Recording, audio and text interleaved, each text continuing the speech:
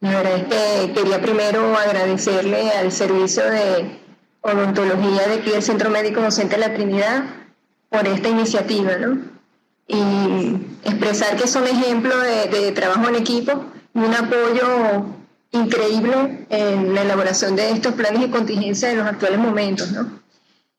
Quiero agradecerles a ustedes en permitirme estar en contacto con cada uno de ustedes y, por qué no, a la tecnología que nos ha permitido este acercamiento virtual dentro de este distanciamiento social que tenemos, de la cuarentena y hasta de aislamiento con pacientes, ¿no?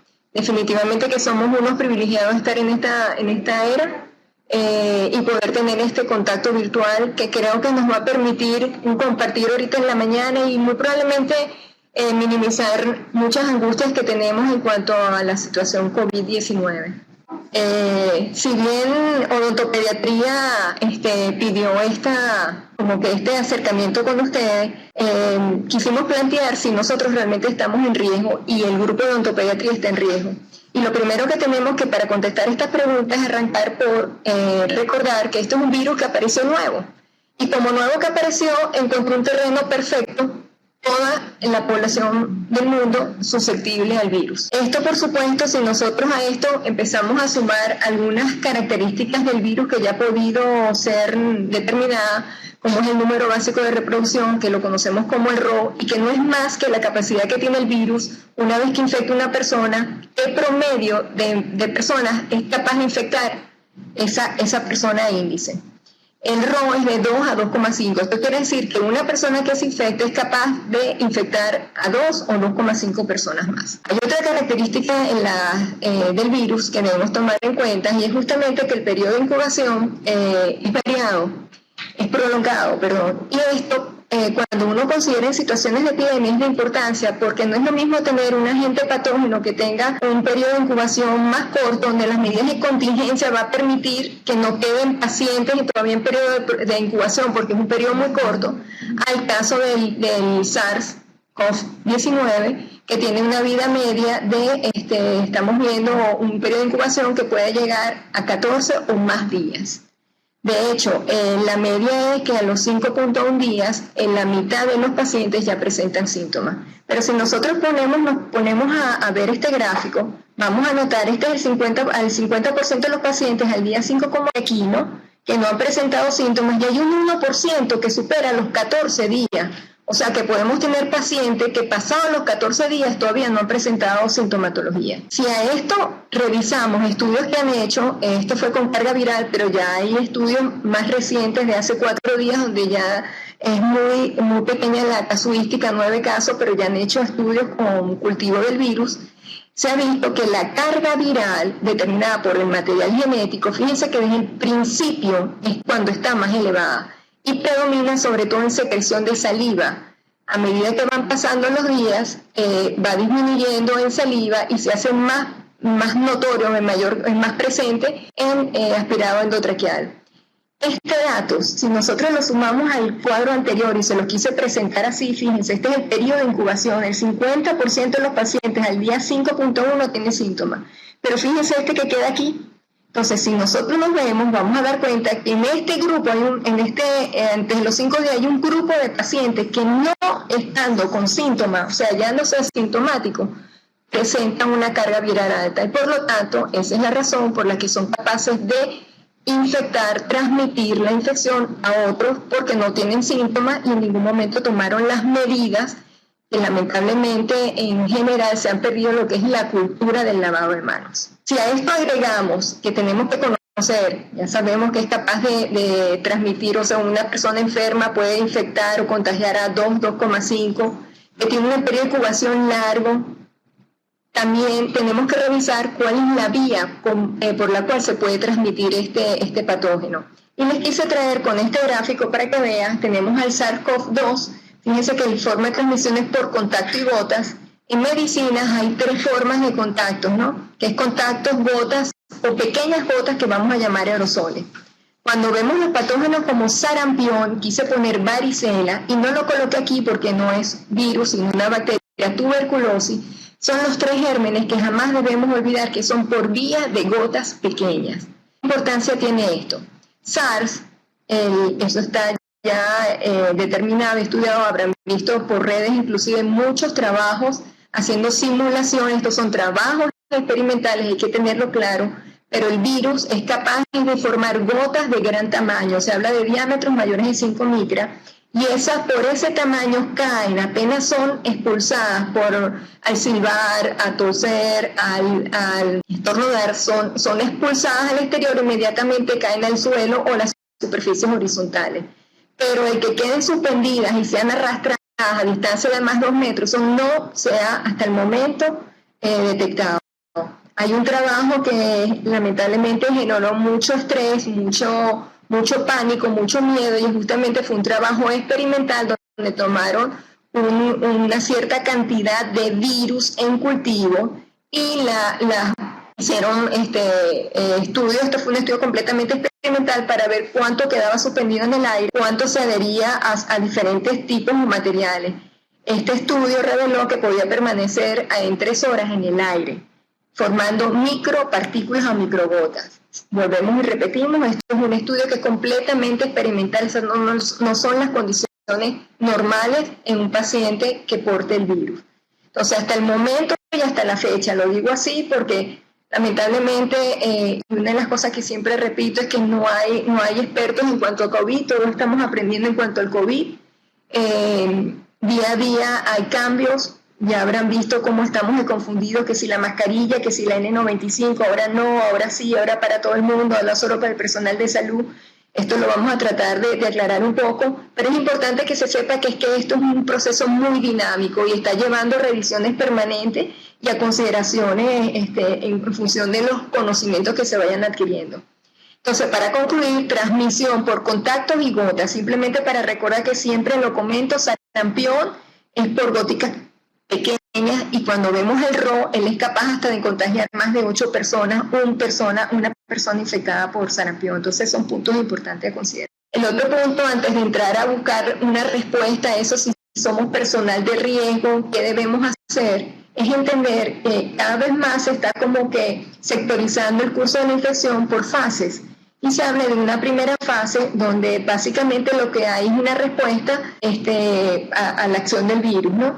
Y tenemos que en esta primera fase, fíjense, las 3 fases las dividimos por semana. La primera semana, los primeros 7 días, donde la mayoría de los pacientes van a presentar son los síntomas sistémicos leves, dolor de cabeza, malestar general, puede haber tos seca, puede haber diarrea, síntomas gastrointestinales, inclusive como vómito, que cada vez más tenemos que esperar en el tiempo de los multicéntricos. Hay estudios aislados de casuísticas de 200 pacientes que hablan inclusive que el 50% de los pacientes pueden presentarse con síntomas gastrointestinales. Diarrea exclusiva ha sido descrita en casuísticas también muy pequeñas, hasta en un 3 a 6%. Datos de interés a considerar porque no debemos enfrescarnos solo en síntomas respiratorios, hacer un poquito más amplio los síntomas constitucionales, ¿no? Pero son síntomas leves. ¿Qué pasa? La mayoría de los pacientes, el 80%, quizás 81%, mejoran y se quedan con una fase de una sintomatología leve que va a recuperar. Pero hay un porcentaje, y es esta línea de aquí, que va hacia la severidad y va hacia un estadio 2, donde hace una franca neumonía de tipo viral, una neumonitis intersticial, y donde lo interesante aquí es que para este momento la carga del virus es mayor en vías respiratorias bajas que en altas. Entonces, inclusive para hacer la determinación diagnóstica, para hacer el diagnóstico, podemos tener algunos falsos negativos si tomamos en este momento para realizar la reacción de cadena de polimerasa de fosas nasales por hisopado nasofaríngeo. Un punto a tener en consideración, pasados los 14 días, recuerdan que la carga viral vimos que venía bajando, era máxima en la primera fase y venía bajando, pero había pacientes que podían quedar hasta el día, después de los días 30, todavía con carga viral. Bueno, aquí el paciente va aumentando en severidad, en complejidad, y se desata una respuesta de hiperinflamación. Se habla de tormenta citoquímica, ¿no? De citoquina. Usualmente el paciente requiere de cuidados intensivos y ya vamos a ver, en lo que hablamos de mortalidad, que creo que lo mencionamos ahorita a continuación. Entonces, resumiendo, es interesante tomarlo en consideración porque cuando empezó la epidemia, en los primeros casos reportados en diciembre del año 2019, muy probablemente subestimamos la agresión de este virus y el tiempo nos ha permitido ir conociendo un poco más de él. Y fíjense que cuando hablamos del del SARS, que ya hablamos de 2,5, para influenza es de 1,3, es decir, que una persona que se infecte con influenza es capaz de infectar a 1,3 personas. El periodo de incubación, fíjense que había un periodo largo, el periodo de incubación para la influenza es más corta. En momentos de epidemia es más difícil controlar cuando hay periodos prolongados de incubación, por lo que estamos hablando. No sabemos quién tuvo el contacto y todavía se mantiene el periodo de incubación antes de presentar síntomas. El porcentaje de hospitalización también podemos notar que es superior con el COVID-19, y cuando hablamos de la tasa de mortalidad, ya habrán leído también, fíjense que es muy variable, que países como Italia estamos hablando de mortalidad hasta del 8%, lamentablemente esto es muy asociado a lo que es equipo de protección personal. Entonces, esta es la gráfica, esto fue para las 2 de la mañana, creo que los números ya van por 1.050.000 casos, pero para que vean cómo vamos en progreso de la enfermedad, lamentablemente, uniendo a esto justamente lo que es el periodo de incubación, el rol de la enfermedad, que todos somos susceptibles, que no hay una memoria en ningún paciente porque es un virus nuevo. Entonces, bueno, todo esto justamente explica esta situación. Llegamos a la pregunta, entonces, ¿estamos en riesgo? Y si bien la odontopediatría fue la que sugirió, nosotros los odontopediatras estamos en riesgo, creo que es una pregunta que nos podemos formular todos, inclusive en casa, si tienen ahorita alguno de los odontopediatras está asociado a hijo, a alguien de los que esté en cuarentena en ese espacio, que espero que estemos todos en cuarentena, ¿no? Entonces, para considerar esta respuesta, lo más importante ahorita es volver a insistir que esta es una situación dinámica. Y la primera definición que se manejó de definición de caso sospechoso de COVID-19, es decir, de infección por el SARS-CoV-2, se utilizó básicamente, era muy importante los síntomas respiratorios y además aunado a un nexo epidemiológico, o sea, la existencia y un antecedente de tener un contacto con un caso sospechoso o tener el antecedente de haber viajado a otros países. En Venezuela no habían casos que tuvieran circulación de este virus. El tiempo, ya vimos nosotros que desde el 16 entramos en una cuarentena, que el primer caso oficial fue documentado el 13 de marzo, y desde entonces ya hemos visto cómo a partir, creo que fue el 17 de marzo, se hizo oficial de la circulación local del virus, al presentarse casos de contactos importados, o sea, casos en personas que habían tenido contacto con algún caso importado. Entonces, de las consideraciones que hemos hecho, es justamente, primero, agregar síntomas gastrointestinales a la definición, sin quitarle el valor a los síntomas gastrointestinales que son los predominantes, respiratorios, que son los predominantes. Pero recordar nuevamente que síntomas gastrointestinales se pueden presentar, necesitamos el estudio multicéntrico que nos diga por fin con qué frecuencia, pero estoy hablando de 2 estudios, uno hecho en China y uno en Alemania, con 206 y 204 casos respectivamente, donde encontraron más del 50% se ingresaban con síntomas gastrointestinales, con síntomas respiratorios o solo con gastrointestinales. Y dentro de esa casuística, lo que les comenté, entre un 3 y un 6% podría presentarse solo con diarrea.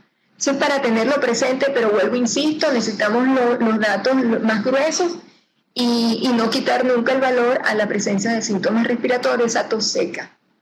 Y agregamos como otro criterio diagnóstico, en vista de que ya tenemos la circulación local y ha habido casos ya no importados, es importante considerar que todo paciente que presente una infección respiratoria aguda, de moderada a severa, y no exista una etiología explicable, es un paciente que debería entrar como un caso sospechoso y activarse un protocolo de coronavirus. Entonces, llegamos al odontopediatra. ¿Qué hacemos con el odontopediatra? Bueno, si tenemos esa definición, el paciente puede llegar tosiendo, es verdad, pero el paciente puede llegar asintomático. Recuérdense la lámina que le coloqué el rectángulo resaltando, pacientes que no tenían síntomas y ya tenían carga viral en nasofaringe. Bueno, ese paciente puede llegar, el que llegue tosiendo es muy fácil de detectarlo, pero el que no llegue tosiendo va a ser problema.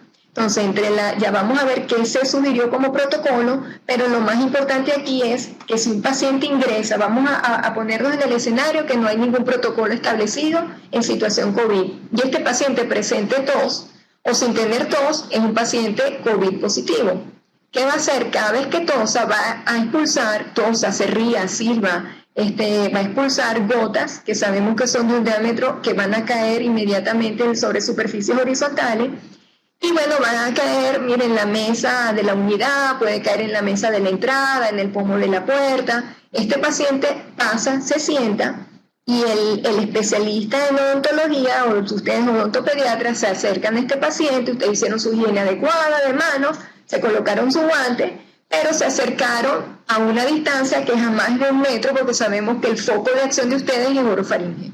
Entonces aquí tenemos otro probable barrera que no tenemos, que justamente es la distancia. O sea, este paciente está expulsando gotas sobre superficie, que yo puedo tocar en algún momento este personal, y después tocar ojo o cara y hacer la transmisión por esa vía, o puedo estar tan cerca que en algún momento que tose o en alguno de los procedimientos que le vaya a realizar, me caigan secreciones encima, en ojos, en boca, y tenga la exposición directa.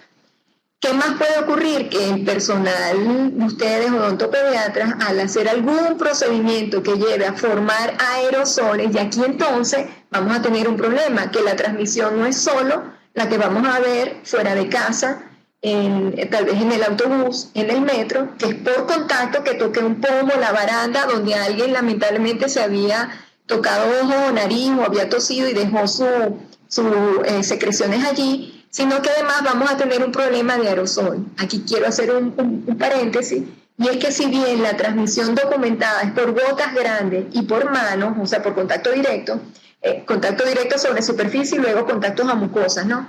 Es importante tener presente que en procedimientos que lleve a producir microgotas, que justamente cuando ustedes utilicen el drill, el procedimiento que vaya a realizar una exodoncia, van a generar microgotas, que estas sí son gotas que van a quedar suspendidas en el aire y son capaces de dispersarse en más de 2 metros. Entonces, esto es un dato importante para que cada uno de ustedes, odontopediatra, con el grupo del equipo que tenga alrededor, generen un protocolo que los ayude, los mantenga a resguardo. Entonces, si vemos esta imagen, decimos, ¿somos personal de riesgo odontopediatra? Más que obvio.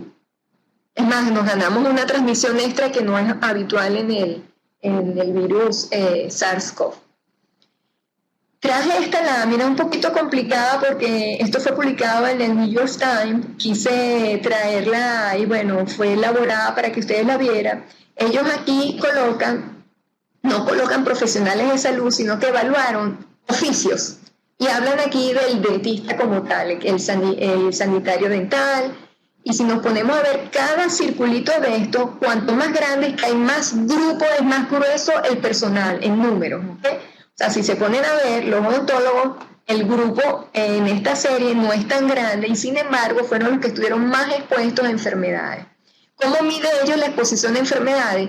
Las miden a cuántas infecciones de transmisión puede estar en contacto un personal si nunca, por ejemplo, el heladero que vende en la calle, muy probablemente él tiene su gel alcoholado, o vamos a poner otro caso, la persona que, un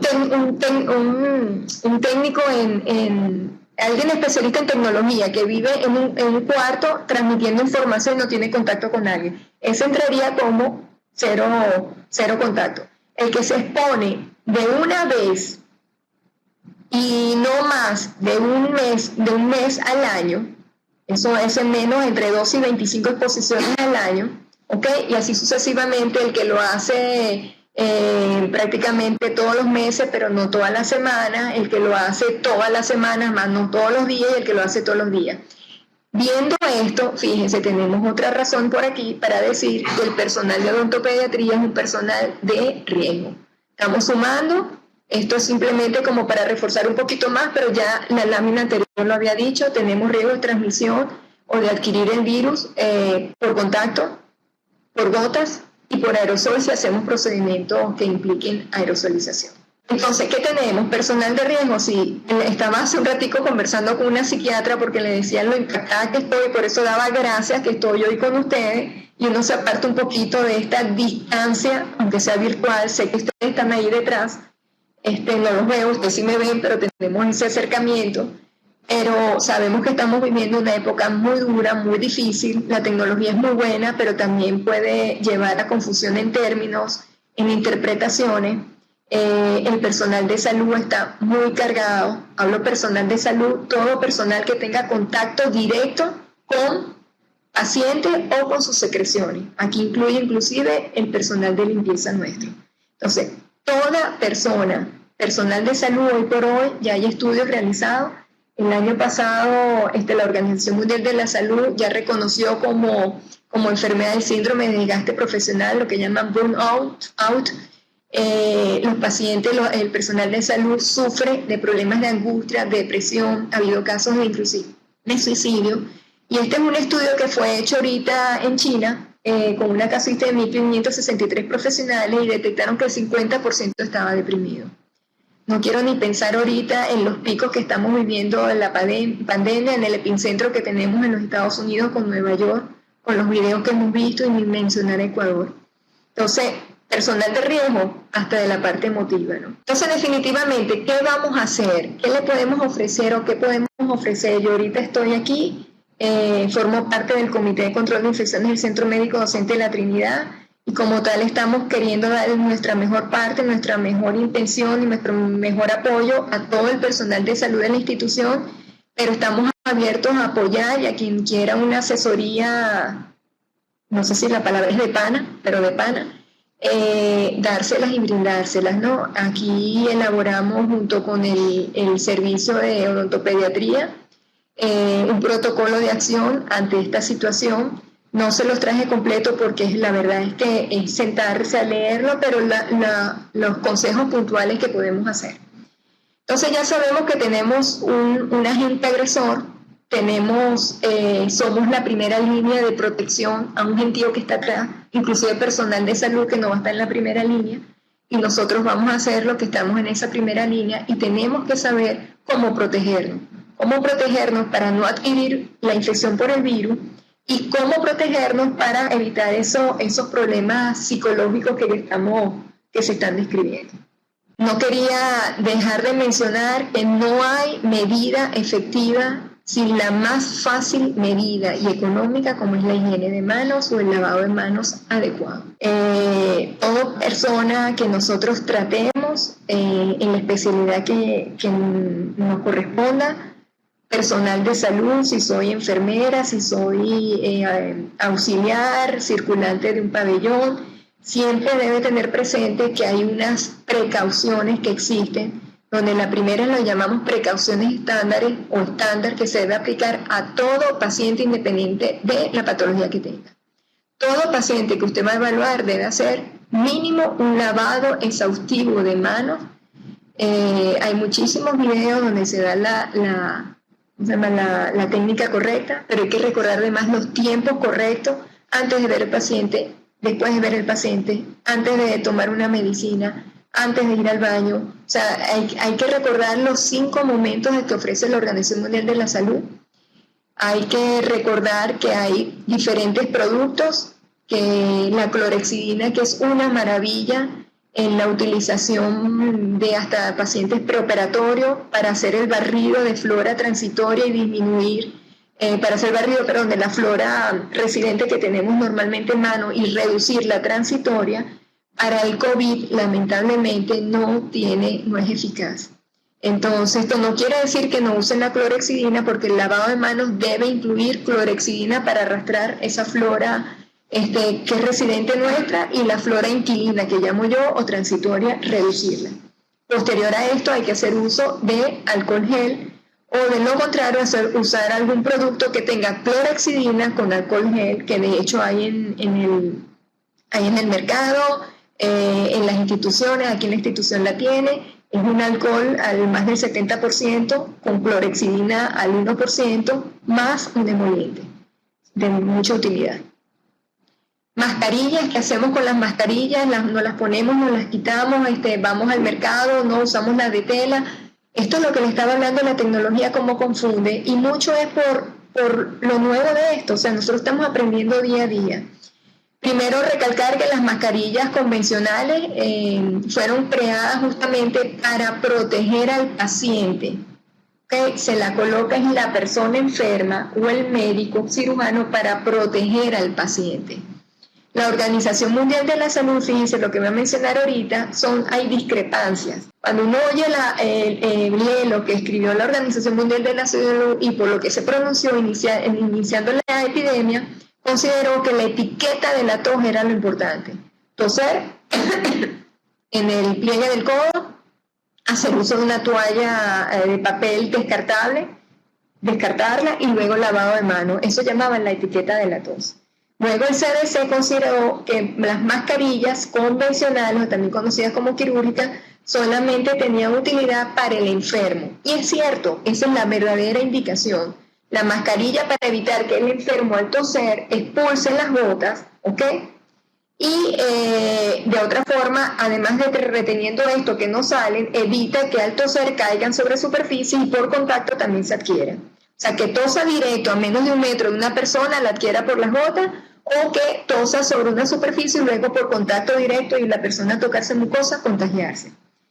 En China, avanzados en la epidemia, a medida que fueron avanzando, buscando estrategias para contenerla, dictaron que el uso de la mascarilla debía ser para usos para espacios públicos. Y si vemos, Corea, esta es la estrategia que ha usado desde el principio, inclusive trabajando, no limitando el trabajo, y es uno de los países que podemos decir que la mortalidad está prácticamente es muy diferente al resto de los países que han tenido casos superados a los 1000, ¿no? Entonces, ¿qué queremos decir con esto? Bueno, que si bien la mascarilla convencional, esta sigue la verdadera indicación, es para el paciente enfermo. Un paciente con COVID debe tener una mascarilla convencional, ¿ok?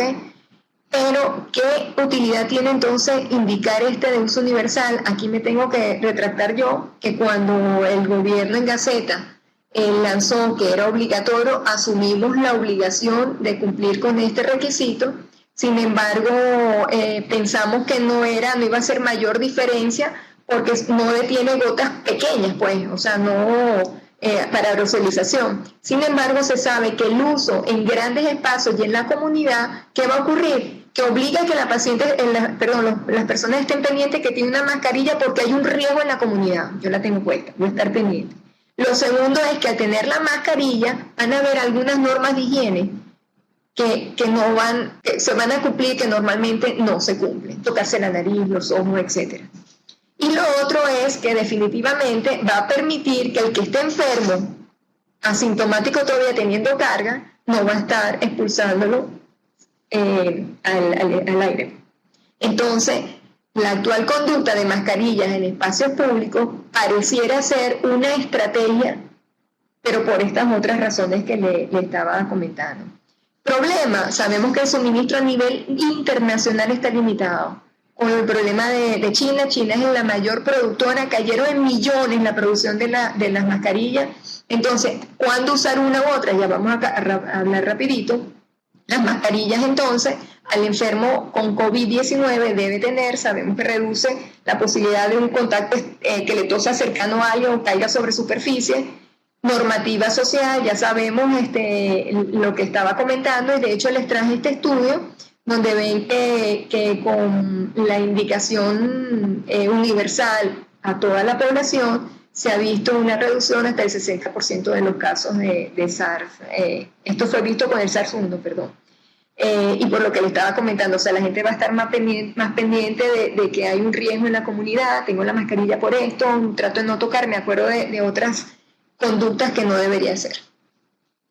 El N95, el respirador, esta es la que contamos nosotros. Hay unas que tienen una válvula que la hacen más adecuada, más de aceptación, porque la verdad es que estas son mascarillas que además deberían de tener toda una logística de colocación que quede hermético, sellado, y en otros países hacen una prueba de la calidad del sello. O se nebuliza algo y si siente el amargor, sabe que la mascarilla no sirve y se descarta. Lamentablemente no es nuestra situación. Las mascarillas tienen una vida media de 8 horas, son costosas, están hechas para evitar las microgotas. Entonces, todo procedimiento donde hay un proceso de aerosolización debe tener un respirador, que es como se llama el respirador N95.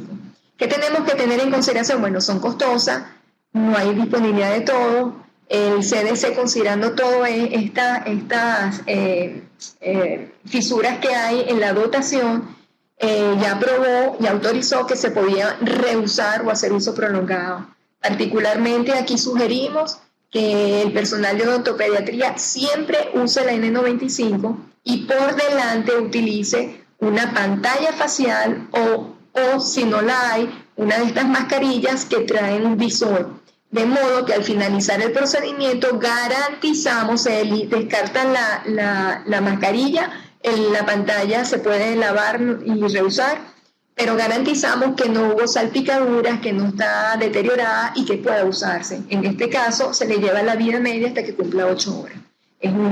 Son alternativas que se pueden utilizar de no tener disponibilidad y así garantizar más seguridad con el personal. Entonces vamos al protocolo en sí. Lo primero que nosotros sugerimos y estuvimos en acuerdo con el servicio de odontología y de odontopediatría fue que se limitaran a emergencia y urgencia, básicamente en pediatría todo lo que implique infección, formación de abscesos o dolor. Que previo se haga siempre el contacto telefónico y en ese contacto telefónico puede hacer uso de la telemedicina o de selfies para ver realmente la magnitud del proceso, si esto es realmente una emergencia o urgencia. O sea, tratar de hacer más telemedicina. Hacer uso de interrogar a través del teléfono de la existencia de síntomas agudos. Tiene fiebre, dolor de garganta, los síntomas estos inespecíficos, hay que interrogarlo. Si el paciente refiere tenerlo, hay que ver si amerita, se puede posponer el procedimiento y de lo contrario entra con el protocolo. Se debe limitar en odontopediatría a un acompañante por paciente, no hacer uso de la sala de espera. Aquí se habilitó una puerta que cae directo a los consultorios. Se le pidió a los odontopediatras, bueno, siempre, ya es una normativa, es una orden nacional, todo paciente que llegue debe tener una mascarilla colocada y todo personal de salud en la institución, yo ahorita porque estoy sola y hablando con ustedes, pero debe tener una mascarilla colocada. Lo otro es, bueno, una vez hecho esto, al procedimiento en sí, lo ideal es que se escoja un consultorio que tenga ventana o luz solar. Acuérdense que estas son micropartículas que quedan flotando, se ha visto hasta por 3 horas en situaciones experimentales. ¿Okay? En aerosol igualito pueden quedar suspendidas, se recomienda luz solar que sabemos que inactiva el virus y si hay ventilación mucho mejor, pues ventilación natural. Siempre mantener la puerta cerrada mientras se está en la unidad con el paciente, colocarse gel alcoholado, esto es lo primero que sugerimos, viniendo de la calle, se abrió la puerta, gel alcoholado y hacemos como la primera higiene rápida, después hay que lavarse bien las manos para seguir los procedimientos usuales, ¿no? Considerar colocar un papel plástico envolvente en la unidad. De hecho, aquí nos mostraron unos dispositivos que están creando inclusive con papel emboplado. Es creatividad y es una forma de aislar. Si ustedes creen que lo puedan hacer bien, pero colocar el papel plástico envolvente en la unidad es una forma, con un paciente COVID positivo conocido, hacerlo, ¿no? El equipo de protección debe llevar botas, gorro, bata, lente. Nosotros aquí en el docente preferimos el lente y además la pantalla protectora, por una razón. No todos tenemos cara que adapten perfectamente, que cierren herméticamente, que se ajuste y pueden quedar espacios por donde pueda caer secreciones. Entonces recomendamos lente y pantalla, máscara N95 siempre, ¿ok? Bata y guantes. Repetir batas por aquí, bueno, lavar con las manos con agua y jamón, la técnica que ustedes muy bien saben, tomándose el tiempo necesario, no menos de 20 segundos y alrededor de 3 o 5 del procedimiento quirúrgico que vayan a hacer. Siempre acompañado de alcohol con la clorhexidina o si no, se lavan con clorhexidina y posteriormente hacen uso del gel alcoholado. Del equipo de protección, es importante que sepan que están estos body suit que lo estamos viendo, trajes enteros que lo estamos viendo, los vimos muchísimo en China, y entonces es como crear una falsa expectativa porque uno dice, entonces no estamos protegidos. Uno puede tener un equipo de protección adecuado sin necesidad de usar ese body suit, pero es importante que se sepa que hay condiciones en donde el body suit debería tener una cabida, y sabemos que la epidemia aquí en Venezuela, la pandemia, la expresión de la pandemia aquí tiene proyecciones establecidas. Esperemos que la cuarentena social que se está haciendo haga peso, por eso se insiste cada vez más, no importa que esté aburrido, cada vez más vamos a tener estos contactos virtuales, gracias a Dios, pero cumplir esto para tratar de estirar esa curva, que no se haga una campana pronunciada, sino una medio meseta, y permita a los sistemas de salud poder atender a los pacientes. Hay toda una logística para el retiro sobre todo los problemas al retirar se recomienda que una persona vaya haciendo el checklist para que no se sobrepase ningún salto y pueda haber una ruptura en esta protección. Para terminar, bueno, ya dijimos mantener la puerta cerrada, reducir todos los procedimientos que generen aerosoles, del retiro ya les comenté, e idealmente deberían ser procedimientos hechos en unidades donde cuando se vaya a hacer formar aerosoles en habitaciones que tengan presión negativa. Sabemos que prácticamente esto no es posible, entonces se recomienda por eso es lo de hacer uso en habitaciones con ventanas o con luz solar. Para terminar, esta fue una foto que tomé ya hace muchos años. Un señor, le pedí permiso para tomarla, estaba en la Plaza Altamira, yo andaba subiendo por la Plaza Altamira y le pedí permiso, porque este no es el paciente que asusta.